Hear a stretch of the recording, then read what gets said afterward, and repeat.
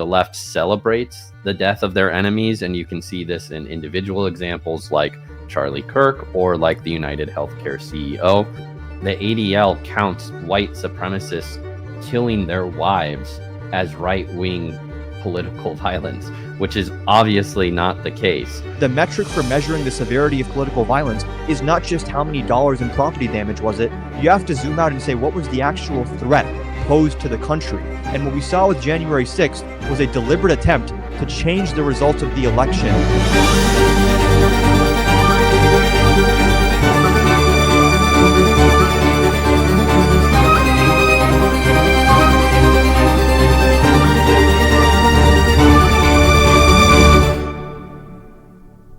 My name is Micah Kunkle. I am a political debater, as seen on Jubilee, the Jubilee YouTube channel, and also social media influencer. You can follow me on YouTube, TikTok, Instagram, or X, and I will be answering yes, that the left is more violent than the right. Hey, I'm Adam Khan. I'm a progressive. I do political debates and commentary on Jubilee as well as platforms of my own like TikTok and YouTube. And today I will be arguing that the left is not more violent than the right. When it comes to whether the left is more violent than the right, I do believe that the left is more violent for the right for two main reasons. One, that the left supports violence more than the right does. And two, that the left actually does more violence than the right does.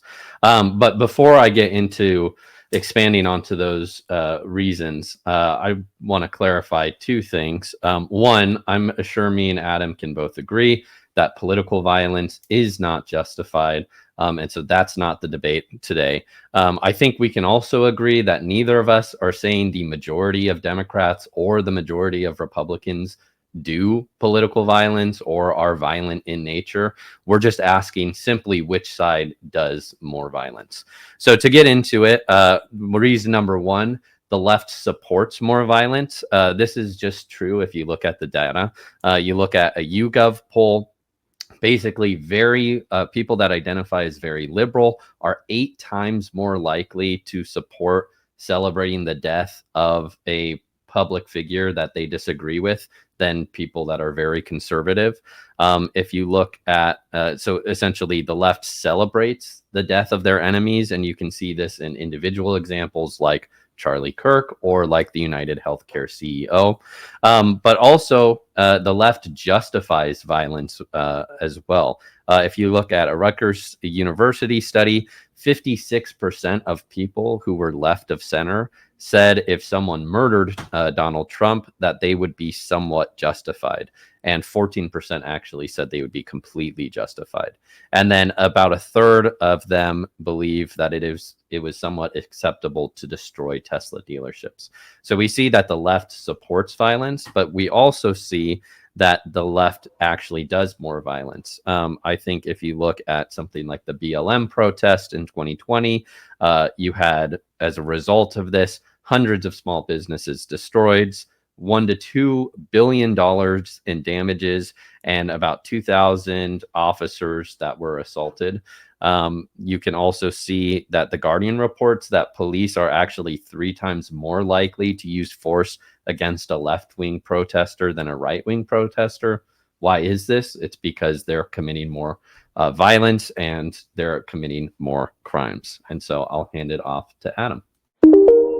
Sure. So I want to address sort of all those points. So you first bring up that there is a celebration of violence.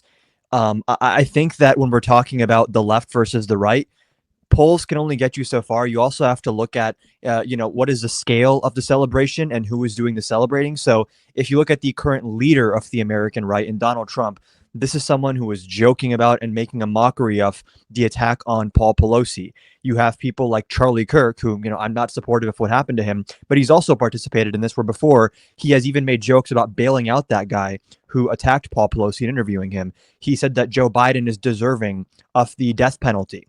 When we talk about justification of violence as well, again, on both sides, there are going to be some groups, some people that are justifying violence. I don't know necessarily how concrete an opinion poll is. I think you see more what people actually believe when they're in the heat of the situation and when something is actually transpiring that constitutes political violence. And again, what you see is in the most consequential act of political violence in modern American history, which I think was January 6th, you see Donald Trump happy about what happened. He tweets that Mike Pence didn't have the courage to do the right thing. That's the first thing he does when he's informed the Capitol grounds are breached. Then he calls Speaker of the House Kevin McCarthy, who is hiding in the Capitol building from Trump supporters, and calls him to taunt him and say, well, Kevin, I guess these people are a lot more upset about the election than you are. And when we talk about political violence as well, it's important to understand that state actors can also engage in political violence. And what we have seen increase exponentially under the Trump administration is political violence coming from the government,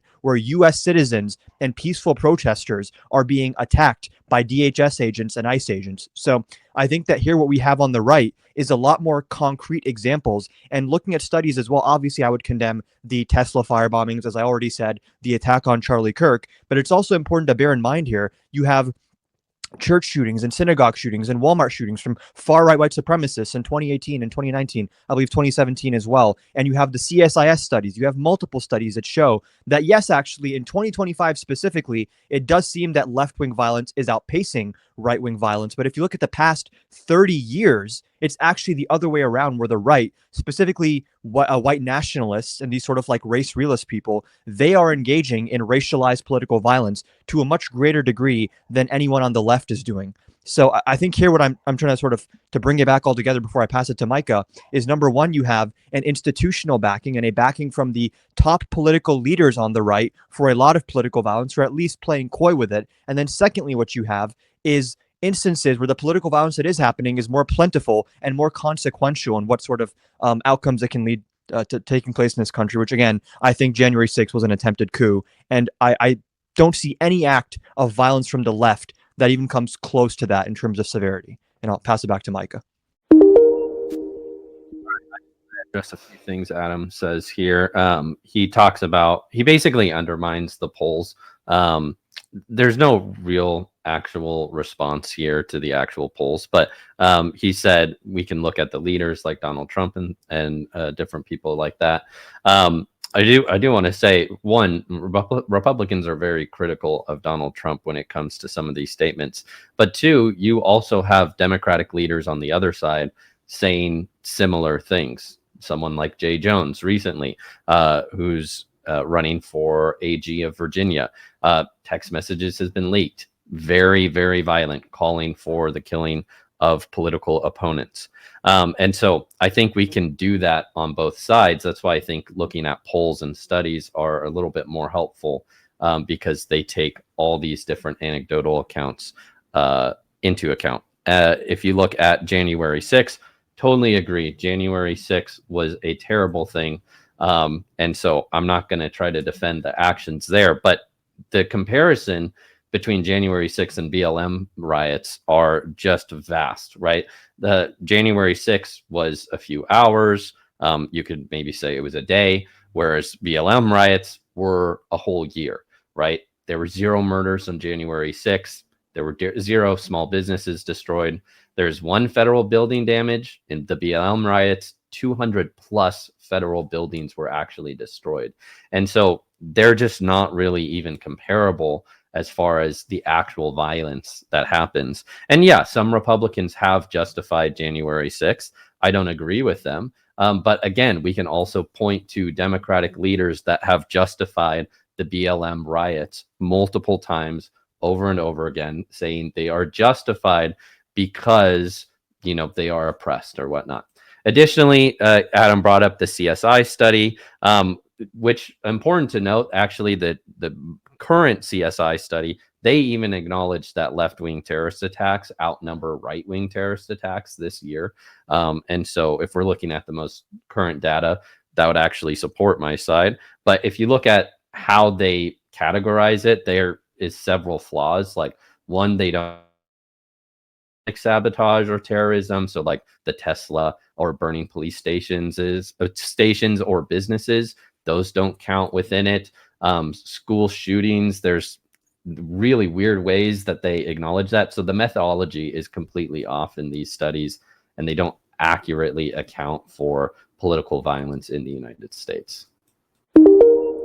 Sure. So just to address all those point by point, my point is not to undermine polls. When we're looking at polls of political violence and do people support political violence, like you gave a hypothetical example of if someone was to kill Donald Trump, would they be justified? What we're trying to do there is predict how would people react and what would they support given X, Y, or Z thing happening in real life. So polls are, instructive. They're helpful. But what's more helpful and actually more indicative of who supports violence is when these things actually do happen. We don't need to get a poll of hypothetically how would people respond. We have people's actual responses and response from leadership, which again, I think distinguishing here the average person on Twitter, the average voter even, versus political leadership. When you have the killing of Charlie Kirk, for example, you see within a span of hours, Barack Obama, Bill Clinton, Bernie Sanders, Zoran Mamdani, virtually every single mainstream Democratic politician condemns it unequivocally. Whereas again, when you see the attack on Paul Pelosi, you see a lot of the right-wing media ecosystem and a lot of MAGA politicians, including Donald Trump himself, making light of it and trivializing it. You also brought up the comments of Jay Jones, which, to be clear, Jay Jones should be replaced. He should not be on the Democratic ticket. That's embarrassing what he was exposed for. But again, I don't think we can actually say that Democrats say similar things to Republicans. Look at Jay Jones, because Jay Jones is one example when, again, we have I understand that you don't support January 6th, but the point that I make when I bring up January 6th is say that the right overall gives Trump a pass on January 6th, if not proudly and loudly endorsing what he did on January 6th. And again, if you look at the actual actions, like what are people in power actually doing to foment political violence, you see Donald Trump in his first week coming back for his second term pardoning people who attacked police officers with flagpoles, who are convicted of seditious conspiracy against the United States. I cannot think of a single example of a Democrat or a left-wing politician pardoning hundreds of violent offenders who engaged in an attempted coup of the U.S. government. And the reason I bring up attempted coup is you brought up the scale of damage with the BLM protest, for example, the property damage valuations, the number of people injured, how long it was versus how long January 6th was. And I would say the metric for measuring the severity of political violence is not just how many dollars in property damage was it. You have to zoom out and say, what was the actual threat posed to the country? And what we saw with January 6th was a deliberate attempt to change the results of the election and certify Donald Trump as the winner and have him serve a second term. And the purpose of those people storming the Capitol building was to delay that certification so those fraudulent, fake, illegal slates of electors organized by Trump could be certified instead, right? This is why the first thing that Trump did when he was informed violence is happening was to leverage and take advantage of that violence, to put pressure on Mike Pence,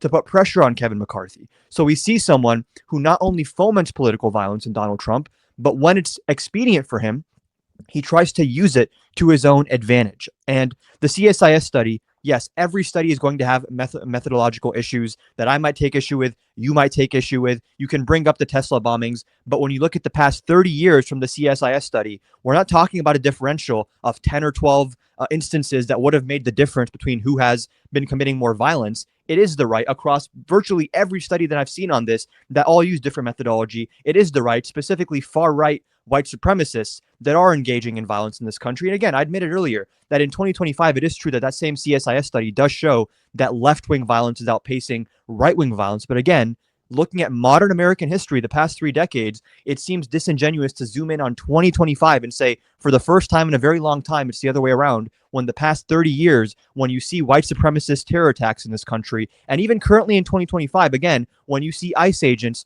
harassing citizens and peaceful protesters in methods that courts have adjudicated are illegal, you do see also almost like a form of state-sponsored terrorism.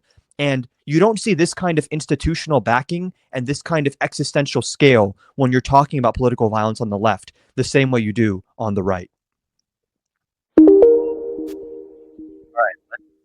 Just get into first, Adam mentioned Donald Trump pardoning different January 6ers. There's a lot of different things I could say with that. But again, we can look at the Democratic side and it's the same exact way. Joe Biden pardoned tons of BLM rioters and protesters for different crimes that they had committed. And so it's definitely something that is happening on both sides. And I'm sorry, you can't point to, you just keep pointing to these individual examples of things happening. you don't have the larger data to support you or to back you up. You look at January 6th, and I think you were basically saying that the weight of it is greater than the Black Lives Matter protests, that it was like an attack on our nation.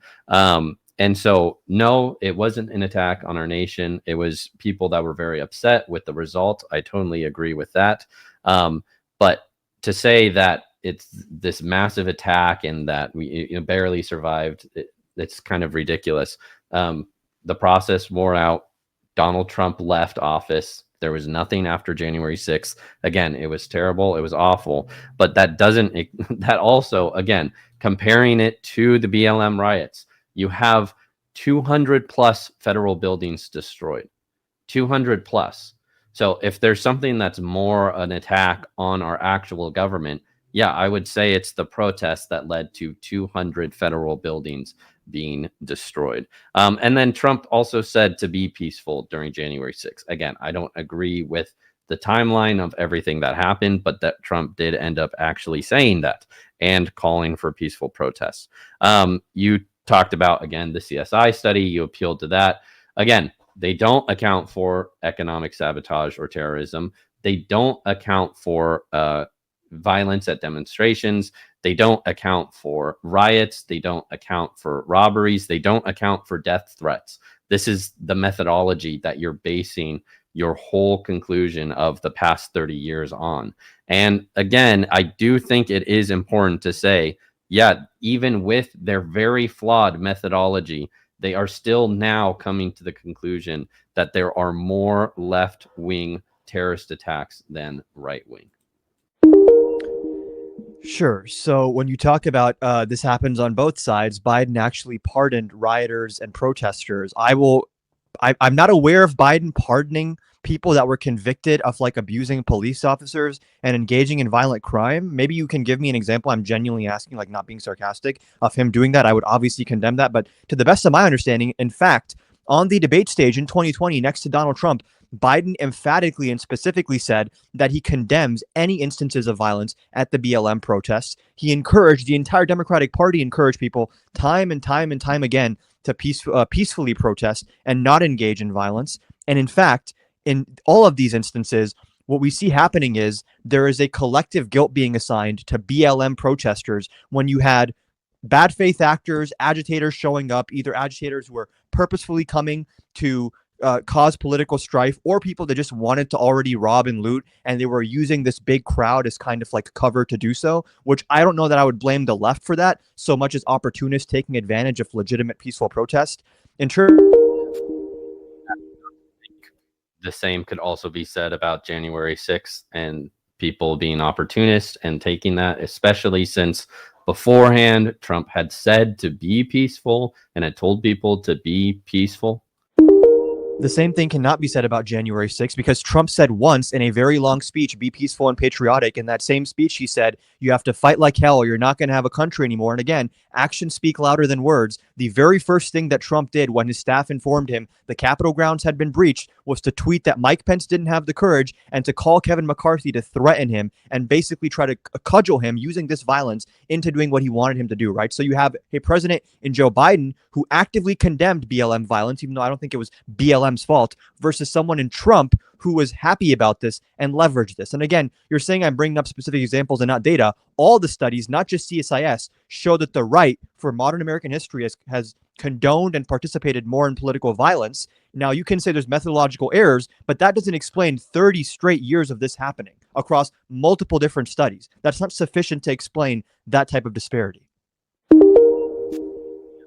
Which studies you're referring to. I've already listed the multiple problems with the CSI study that have gone unaddressed. But if you're talking about the ADL, again, there's multiple problems there. And so you can't just say, oh, like the past 30 years of data has shown this when the data is all completely flawed. Again, like the ADL counts white supremacists killing their wives as right-wing political violence, which is obviously not the case. And so you have to actually be motivated by a political means in order for that to actually count as political violence. I don't know if you're talking about the Persecution Project, but Michael, I forgot how to say his last name, but he's a self-described Antifa member. He supports leftist violence. There's, again, multiple methodological errors there. I don't know if you're talking about the Cato Institute, but the Cato Institute, again, ignores multiple different examples. It ignores, it basically counts all white on minorities murders as political violence, but not vice versa. So there's a lot of different problems with these studies that you're trying to build your case on. Again, methodological errors are not sufficient grounds on which to entirely dismiss the results of studies that, again, you mentioned a whole handful of studies there. All those studies show the same thing. They have different types of methodological issues. So it just seems like a lazy argument to say all of them have this one thing they didn't count that I don't like, and therefore their entire conclusion is invalid. Thing that I didn't like, I listed multiple different examples and multiple things that they count as political violence. Methodological issues are not just things that you just push aside as incorrect. They're integral to whether the data actually shows this. But when it comes to the data, you haven't even brought up any issue with the data that I've provided at the. Again, all data has different methodology. I brought up the CSIS study. You brought up yourself the Cato study, the DHS, and I'm pretty sure every security apparatus under Trump also agreed with my conclusion here. So.